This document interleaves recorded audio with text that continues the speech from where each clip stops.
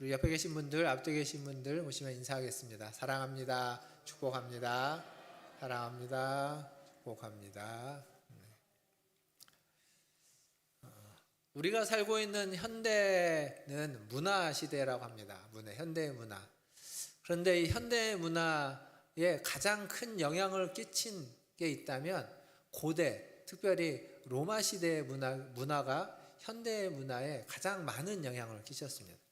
그러니까 로마의 어떤 법과 정치도 현대의 법과 정치에 영향을 많이 끼쳤고요. 건축, 예술, 언어적인 것, 심지어 종교적인 것까지도 로마 시대의 모든 것들이 현대에 가장 많은 영향을 끼쳤다라고 말합니다. 그래서 그런 우리가 많이 들었던 명언이 있죠. 모든 길은 로마로 통한다. 그러니까 로마를 통해서 모든 것이 다 온 겁니다. 랑케라는 역사학자는 또 이런 표현을 쓰기도 했습니다. 모든 역사는 로마라는 호수로 다 흘러 들어갔고, 그리고 로마 시대 이후에는 다시 로마라는 호수로부터 모든 역사는 흘러나왔다. 그러니까 그만큼 로마가 중요하다라는 얘기를 하고 있습니다. 제가 왜 이 로마가 중요하다는 얘기를 하냐면, 우리가 지금 보고 있는 성경, 특별히 신약 성경, 복음서와 서신서는 그 로마 시대라고 하는 그 배경 속에서 탄생한 하나님의 말씀입니다. 거기서 쓰여졌습니다. 그래서 이 복음서 서신서를 제대로 이해하려면 그것이 쓰여진 그 시대상을 어느 정도 우리가 이해해낼 수 있어야 됩니다. 로마 시대의 문화적인, 사회적인 배경을 알아야 되는 거죠. 로마 시대의 문화, 사회는 한마디로 얘기하면 우리랑 좀 비슷한 면이 있습니다. 남성 중심의 가부장이라고 하는 가부장제 사회, 이렇게 이야기합니다. 남성 중심의 가부장제 사회. 우리도 가부장이라는 말을 예전에 좀 많이 썼는데, 로마 시대의 가부장은 굉장한 권한을 가지고 있습니다. 그러니까 자기의 아내와 자기의 자녀들, 그리고 노예 뿐만 아니라 친족, 그리고 그 후원자라고 하는 게 있습니다. 그들에 대한 모든 절대적인 권한을 가부장이 다 가지고 있습니다.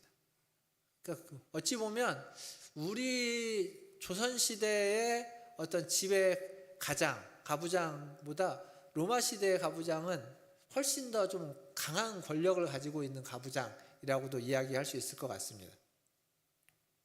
어쨌거나 그러한 배경에서 우리가 지금 이제 베드로 전서를 보고 있죠. 베드로 전서가 쓰여졌다라는 얘기인 거죠.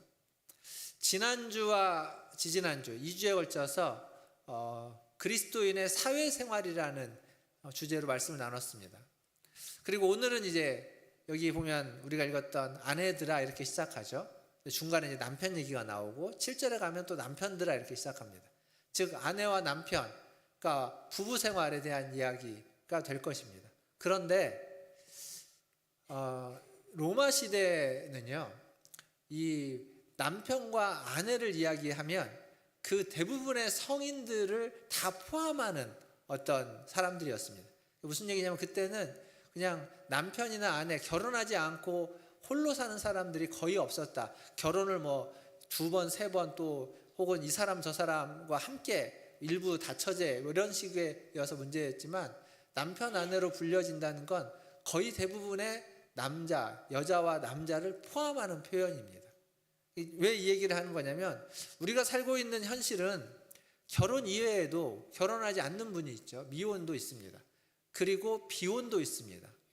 좀 또 다른 개념이죠. 미혼과 비혼. 그리고 이혼하신 분들도 있고, 요즘은 많이 얘기되지 않지만 한동안 많이 얘기했던 졸혼, 결혼을 이제 끝냈다라고 하는 분들이 있습니다. 그러니까 그렇게 해서 혼자 사는 사람이 있고, 이제 더 이상 누군가의 남편으로, 누군가의 아내로 불려지지 않는 사람들이 굉장히 많습니다. 그러니까 1인 가구가 전체 가구 수의 30%, 40%가 된다는 얘기인 거니까요. 그러니까 그렇게 보면 오늘 우리 본문을 부부관계의 윤리로만 이야기를 하면 남편과 아내로 불려지지 않는 사람에게는 아무런 의미가 없는 얘기가 될 수도 있습니다. 근데 이제 시대 상황을 보면 로마 시대에는 남편과 아내로 대상으로 했지만 그게 대부분의 성인 남성과 여성과 남성에 대한 이야기였다. 오늘 이 얘기는 부부의 윤리라기보다는 여성과 남성의 윤리다라고 보는 게 훨씬 더 적합하고 그리고 우리가 이 시대에서 바라보는 관점이 된다라고 보여집니다. 먼저 이제 그렇게 읽어내려면 로마 시대를 좀 우리가 좀 알아야 될 필요가 있는데, 로마 시대 이제 제가 고대라고도 이야기하고 로마라고도 이야기하는데요. 그때 여성은 어땠을까? 지금과는 굉장히 많이 차이가 납니다. 고대 사회에서 여성은 남성의 소유물 혹은 부속물로 여겨졌습니다. 기분이 안 좋죠. 안 좋으실 겁니다. 뿐만 아니라 고대 사회에서 여성은 아이를 낳는, 출산하는 하나의 뭐 이런 표현을 이제 쓰더라고요. 책에서 보니까 도구로 여겨졌고, 그리고 성적인 대상으로 취급되어졌습니다. 그러니까 그 이상의 어떤 존재로 인정받지 못했던 거죠. 그러다 보니까 많은 수의 여성이 필요하지 않았습니다. 그래서 여자아이가 태어나면 여자아이가 있는 집에서는 여자아이가 태어나면 그 아이를 그냥 이렇게 유기해 버립니다. 유기라는 말이 무슨 말인지 아시죠? 그냥 죽이는 겁니다. 버려버립니다. 영아유기가 그냥 일상적으로 일어났던 시대입니다.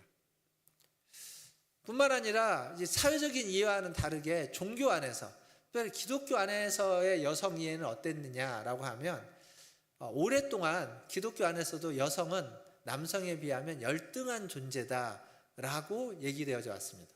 왜냐하면 창세기 보면 아담과 하와가 있는데 뱀이 누구에 가냐면 하와에게 가서 하와를 속여가지고 선악을 알게 하는 나무의 열매를 따먹게 만들죠. 그래서 여자는 남자에 비해서 더 잘 속는 사람, 그리고 선악을 알게 하는 나무의 열매를 따먹었기에 그 인류의 죄를 가지고 오는데 결정적인 책임이 있는 존재라는 그런 어떤 딱지를 붙였다고 할까요? 그런 취급을 받아서 여성은 태생적으로 남성에 비하여 열등한 존재다라고 하는 게 기독교 안에서도, 그리고 뭐 유대교와 기독교 안에서도 오랫동안 그러한 인식이 있었던 것이 사실입니다. 제가 지금 이 이야기를 하는 건 뭐냐면, 오랫동안 여성이 사회적으로, 종교적으로 잘못된 이해 속에 있었다라는 겁니다. 지금은 그렇게 이야기하고 지금은 그렇게 바라보는 사람이 없는 거죠. 근데 성경에 쓰여졌던 그 시대 뿐만 아니라 그 뒤로 오랫동안 그런 인식 속에서 여성을 바라봤고, 그런 인식 속에서 성경은 쓰여졌다라는 겁니다. 아까 제가 태어나면 어린아이가, 여자아이가 이제 버려진다고 했죠. 근데 이제 거기서 버려지지 않고 살아나는 건 굉장한 행운인 겁니다. 근데 이제 살아난 게 중요한 게 아니라 계속 살아가야 되지 않습니까?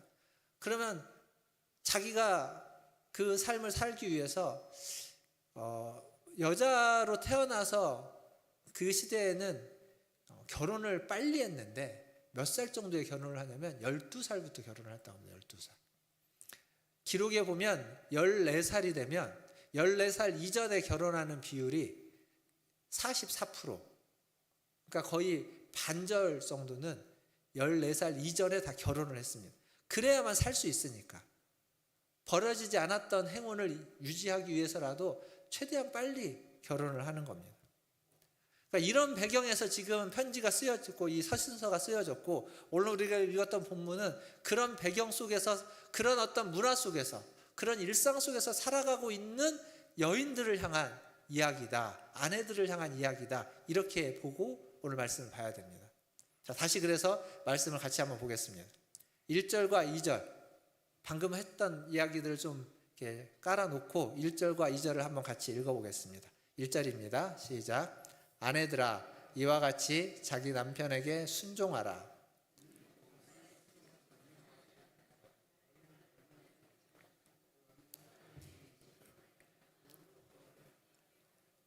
너희의 두려워하며 정결한 행실을 봄이라. 아멘. 여기 이제 아내들아라고 불렀는데 그 뒤에 바로 뭐라고 말하냐면 이와 같이라고 얘기합니다. 이와 같이. 이와 같이라는 말은 앞에 이야기했던 것들을 이렇게 함축하는 거예요. 앞에 이야기했던 것. 그리고 이 이와 같이라고 하는 표현이 또 어디에 나오냐면 7절에 가보면 남편들아라고 하면서 또 여기에도 이와 같이라고 얘기합니다. 그러니까 앞에서 하인이 주인에게 했던 행동, 하인이 주인을 섬긴 것과 그리고 아내가 남편을 섬기는 것, 그리고 뒤에 가서 남편이 아내에게 하는 것은 본질적으로 똑같다는 겁니다. 동일하다는 거예요. 이와 같이라는 말을 통해서.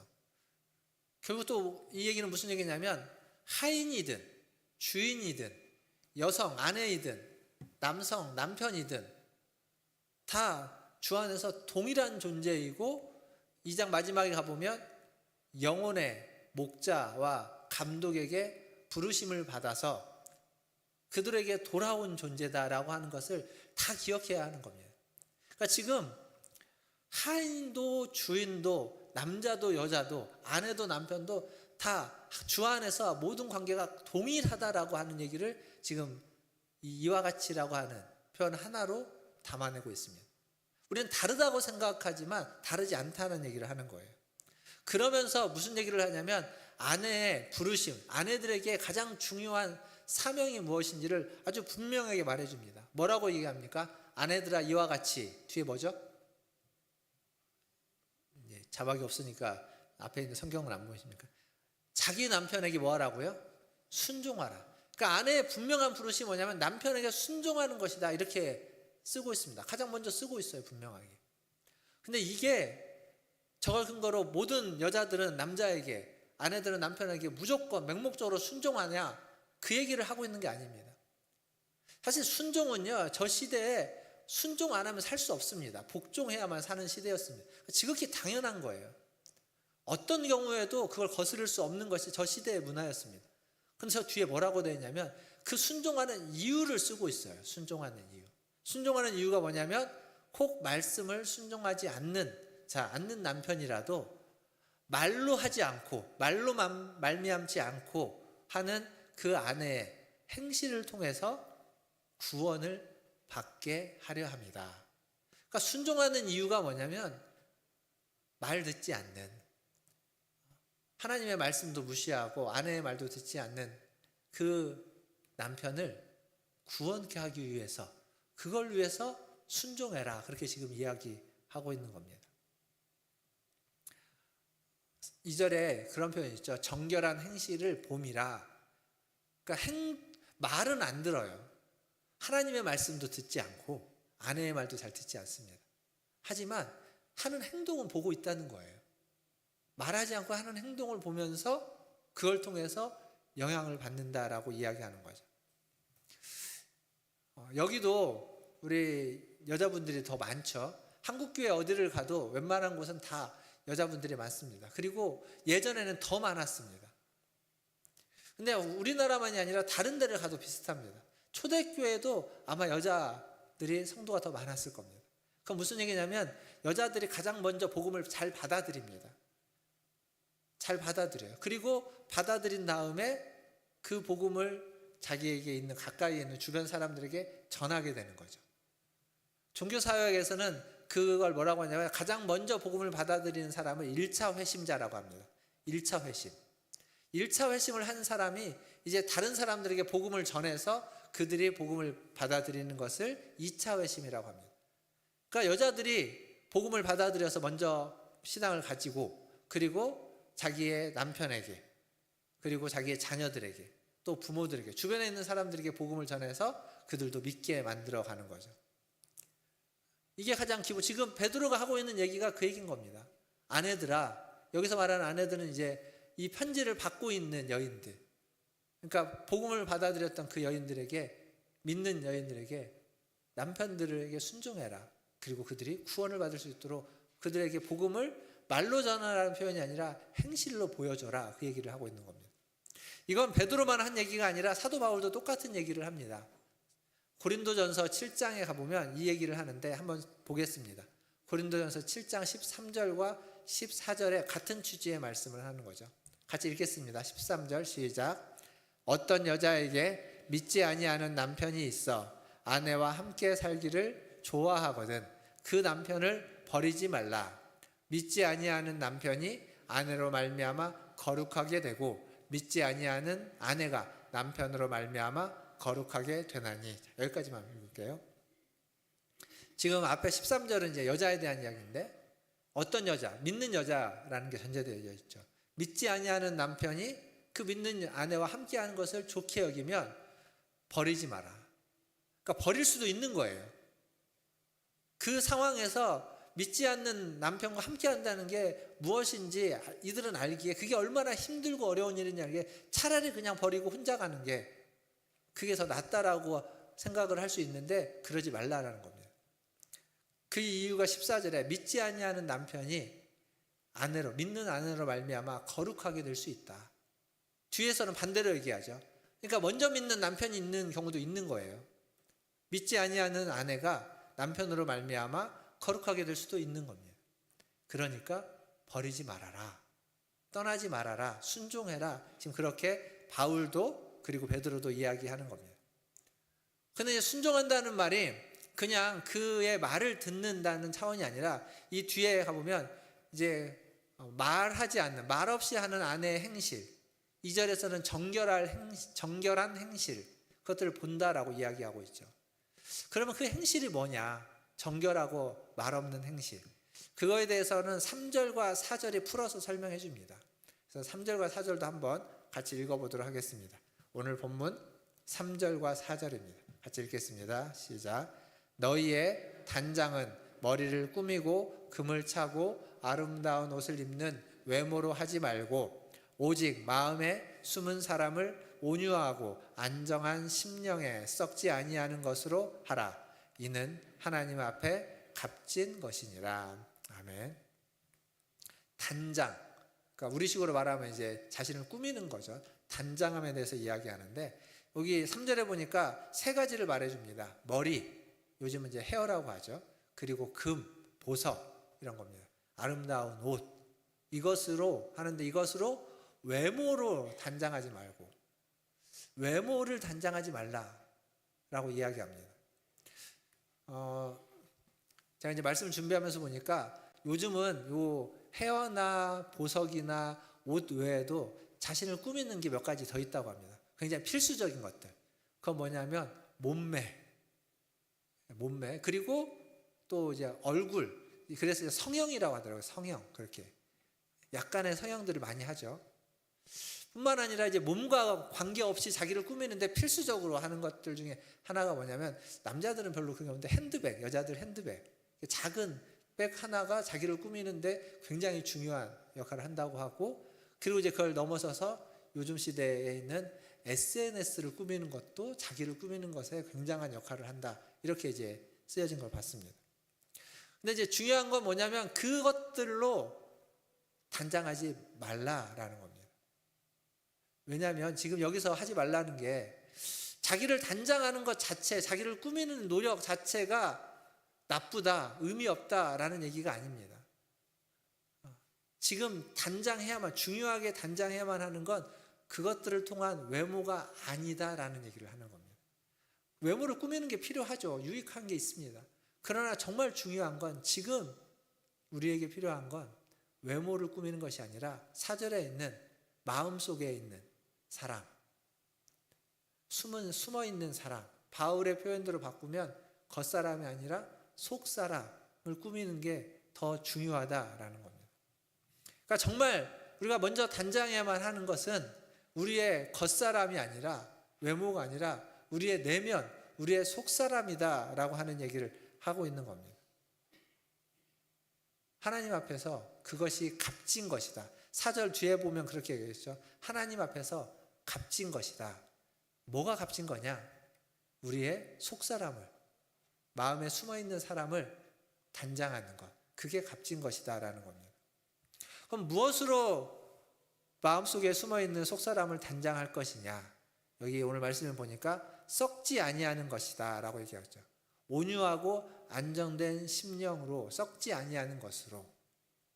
썩지 아니하는 것. 앞에서 말했던 헤어, 머리, 보석, 그리고 옷, 뭐 이런 것들은 다 시간이 지나면 변해버립니다. 사라져버리는 겁니다. 없어져 버리는 것들입니다.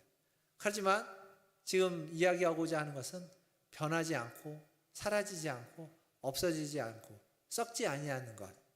그것에 대한 설명이 아까 제가 잠깐 말했지만 그 썩지 아니한다라는 거 앞에 온유하고 안정된 마음, 안정된 심령 이렇게 되어 있죠.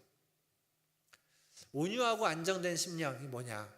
온유하다는 건요, 자신 그리고 타인, 세상을 향해서 너그러운 마음입니다. 그게 온유한 마음이에요. 그리고 안정된 마음이라는 건 그 어떤 상황 속에서도 평정심을 찾아가는 마음. 이렇게 이제 주석가들이 쓰고 있더라고요. 그러니까 이 얘기는 무슨 얘기냐면 우리의 내면, 우리의 속사람을 단장하는 것은 너그러운 마음과 평정심을 찾아가는 마음으로 채우는 것이다 라는 이야기를 하고 있는 겁니다. 너그러운 마음과 평정심을 찾는 마음. 다시 한번 생각해 봅시다.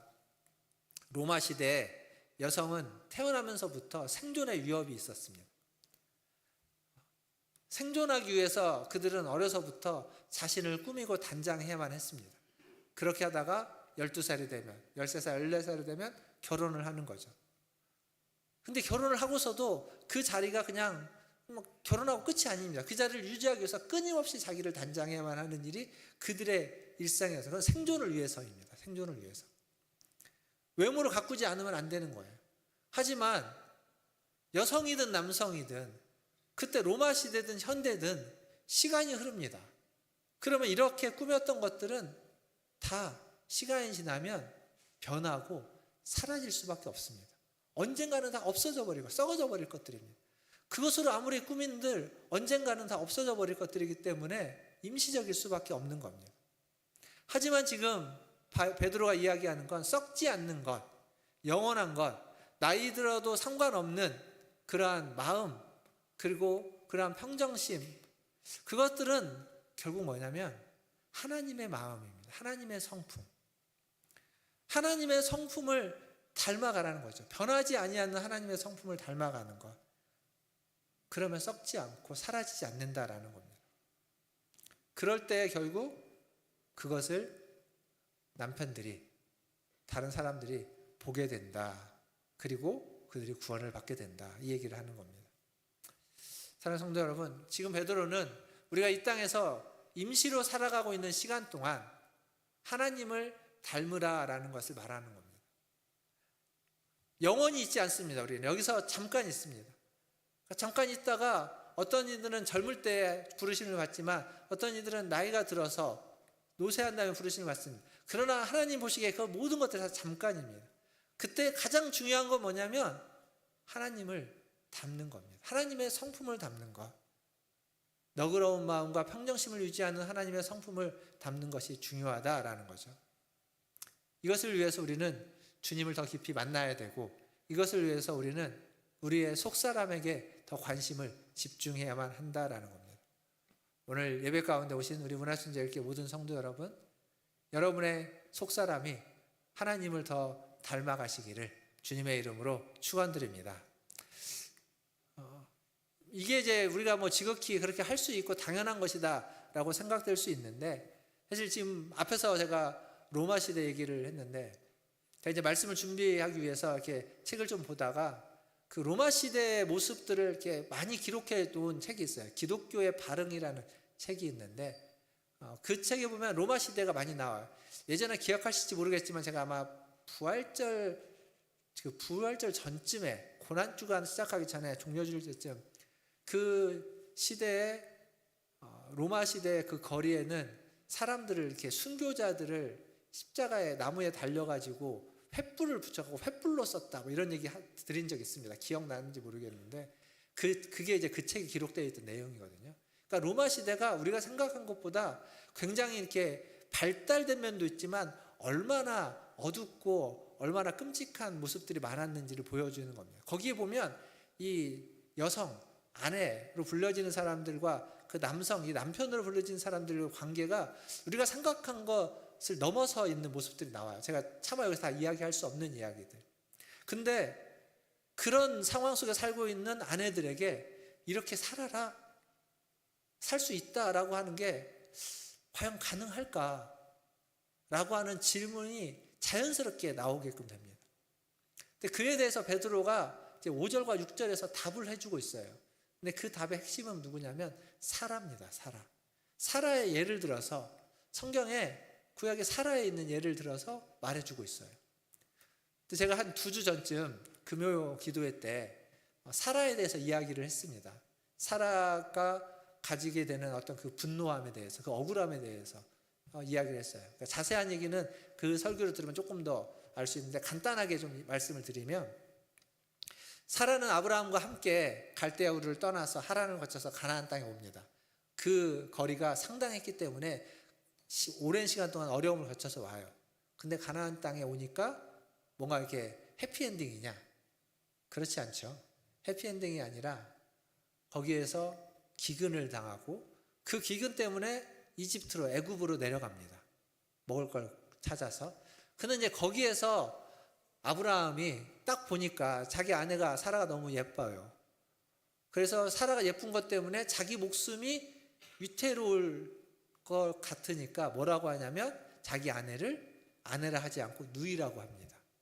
자기 목숨을 부지하기 위해서. 그래서 결국 사라를 파라오가 데려가잖아요. 하나님의 도우심으로 별일이 없이 사라가 다시 나오긴 하지만 사라 입장에서 한번 생각해 보십시오.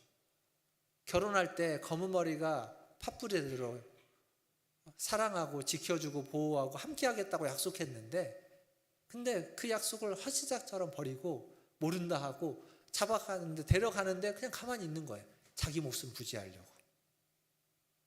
사라 입장에서 얼마나 배신감이 느끼고 얼마나 절망적일까요? 아브라함에 대한 믿음, 아브라함에 대한 신의가 남아있을까요? 근데 성경에 보면 그런 일이 한 번만 있는 게 아니에요. 한 번 더 있습니다. 한 번 더 나옵니다. 나쁜 놈인 거예요, 아브라함은. 나쁜 놈. 근데 여기만 있냐? 그렇지 않아요. 그 일이 있고 난 다음에 이제 하나님 은혜로 다시 돌아왔어요. 근데 하나님이 약속한 게 있잖아요. 아들을 주겠다고.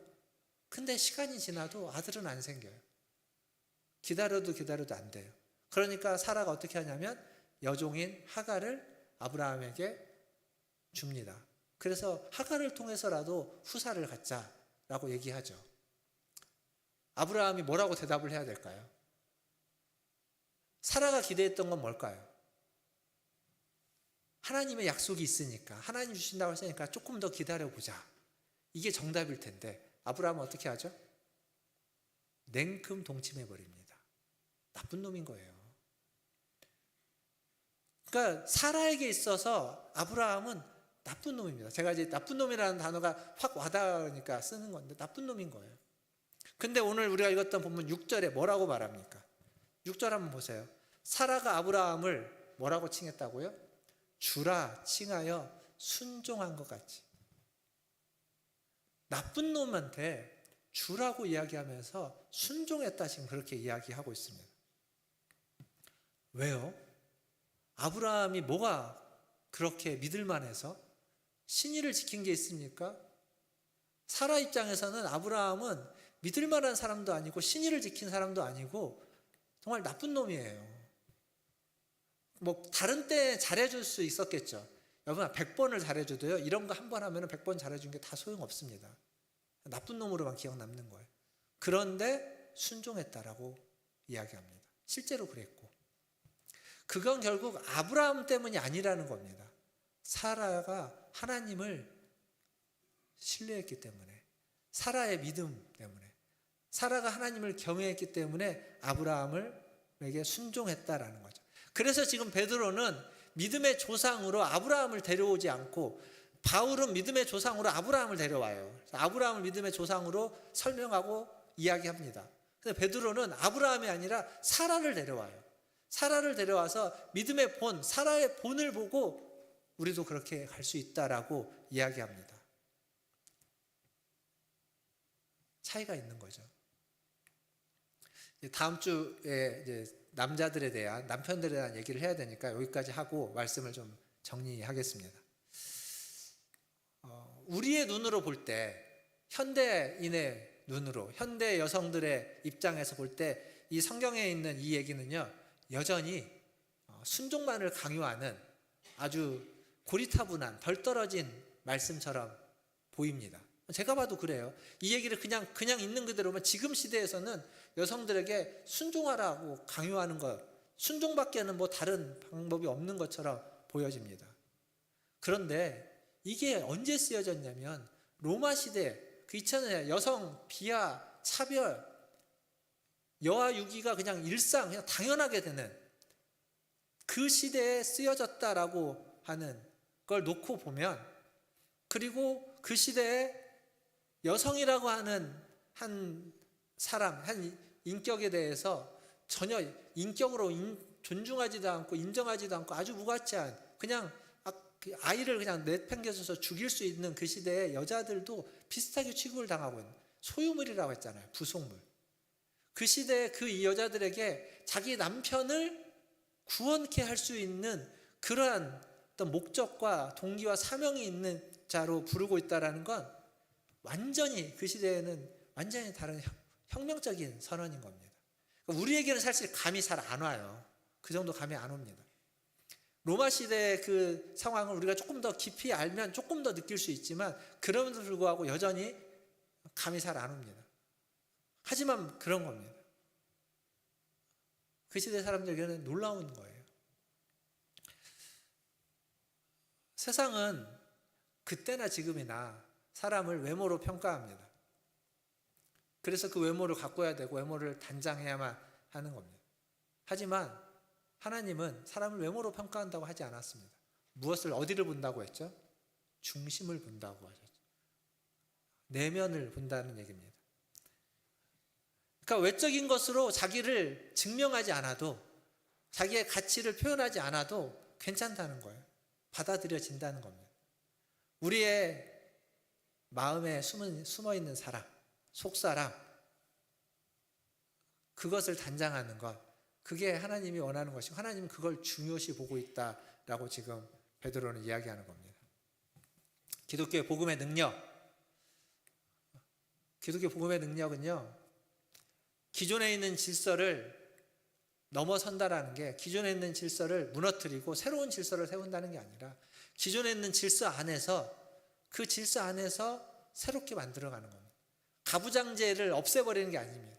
가부장제가 있지만, 그 권위 아래에 있지만 그 남편들을 변화시킬 수 있는 능력을 가지고 있는 사람이 되는 거예요. 그 안에서 잘못되어져 있는 그 병폐를 바꾸어가는 사람들, 그게 기독교의 복음의 능력을 가진 사람들입니다. 하나님을 경외하는 사람들을 통해서 성별의 벽을 그렇게 조금씩 넘어서는 겁니다. 나이, 그리고 신분, 인종, 장애, 종교의 이런 벽들을 다 허물어 가는 것, 그게 기독교의 역사였고 지금도 그러하고 있습니다. 그래서 기독교는 모든 차이, 모든 차별의 벽을 허무는, 차별하지 않는다라고 하는, 모든 차별을 반대한다는 것이 기독교의 가장 중요한 복음의 근간이 되는 겁니다. 그게 또 어디에 나오냐면 그 사도 바울이 쓴 편지 중에 로마서가 있죠. 로마서 마지막 16장에 가면 사도 바울이 함께 동역했던 사람들의 명단이 많이 나옵니다. 한 30여 명 나와요. 30여 명 나오는 명단 중에 여자의 이름이 15명 나옵니다. 남자가 17명인가 나와요. 그러니까 32명 중에 15명이 여자. 그게 우리에게는 그럴 수 있지. 교회로 만약에 따지면 동역자들이 여자가 한 17명, 남자가 15명 이렇게 쓰여지는 것과 별로 이렇게 차이가 있어 보이지 않지만 2000년 전이라고 하는 그때 시대로 돌아가면 여자의 이름을 그렇게 많이 언급을 했다는 것 자체가 파격적인 겁니다. 그러니까 남녀를 구분하지 않고 있다는 거예요. 함께 동역한 사람, 함께 하나님의 일을 한 사람이면 남자든 여자든 구분하지 않고 함께 동역자로 이름을 올리고 있다. 그게 사도 바울의 로마서 16장의 의미이고 가치이기도 합니다. 우리는 매일 아침 일어나면 많은 것들을 선택하면서 살아갑니다.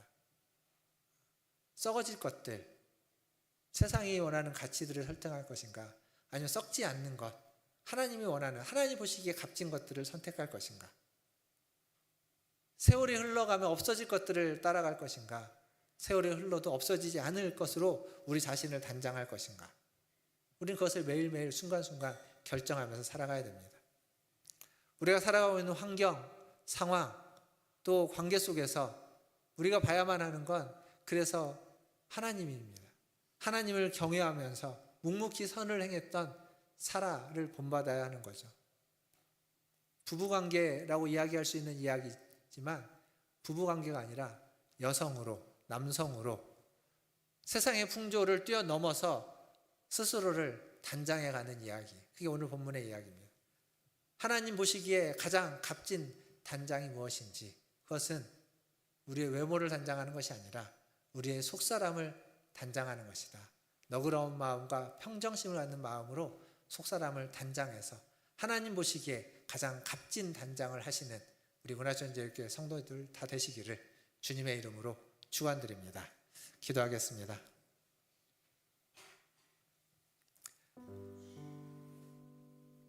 말씀을 기억하며 기도하면 좋겠습니다. 우리의 속사람을 강건케 하라고 하는 바울의 이야기가 오늘 여기에서는 우리의 속사람을 단장하는 것이 하나님 앞에서 가장 값진 것이다 라고 하는 표현으로 등장합니다. 썩지 아니하는 온유함과 안정된 심령으로 여러분의 속사람을 단장하십시오. 강건케 하십시오. 수없이 많이 흔들리는, 수없이 많은 영향을 받을 수밖에 없는 세상의 문화 속에 우리는 여전히 살아가고 있지만 끊임없이 하나님의 말씀과 기도로 우리의 속사람을 거룩하게 만들고 가꾸어가는, 하나님을 경외함으로 순종해가고 그걸 통하여서, 그 행실을 통하여서 하나님의 복음이 증거되어지는 그러한 삶을 살기를 원합니다. 그러한 삶을 살기 위하여 우리 같이 한번 기도하면 좋겠습니다. 하나님 앞에서 가장 값진 삶을 살게 하여 주시옵소서.